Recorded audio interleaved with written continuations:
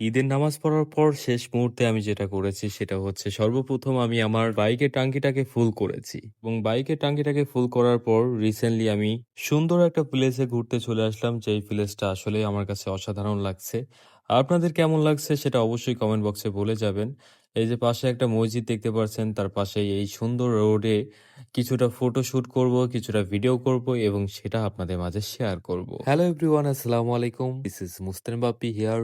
আশা করি সকলেই ভালো আছে। তো অনেকদিন পর আপনাদের মাঝে চলে আসলাম ছোট্ট একটা ব্লগ নিয়ে। এই ব্লগে আপনি জাস্ট আমাকে দেখতে পারবেন এন্ড বিউটিফুল প্রাকৃতিক পরিবেশ দেখতে পারবেন। ঈদের সময় যদি একটা ভালো পিকচার না উঠি, একটা শর্ট ভিডিও না করি, তাহলে ভালোই লাগে না গাইজ। এর জন্য আমি একটা শর্ট ভিডিও করে নিলাম এবং একটা বিষয় হচ্ছে যে মোটামুটি একটা স্লো মোশনের ভিডিও লাগবে। একে একে আমি অনেকগুলো শুট নিয়ে নিয়েছি, যেটা দেখতে আসলে অসাধারণ লাগছে, আর কিছুটা লুক এসেছে যেগুলো আমি স্লো মোশনে শর্ট ভিডিও ক্রিয়েট করতে পারবো। এডিটিং করতে কোনো প্রকার ঝামেলা হবে না। আর অ্যাকচুয়ালি গাইজ, আমার ঈদের সময়টা ঠিক এভাবেই কেটেছে, এই সুন্দর পরিবেশে, সুন্দর প্রাকৃতিক পরিবেশে কয়েকটা শুট নিয়ে জাস্ট সময়টা সুন্দরভাবে পার হয়েছে।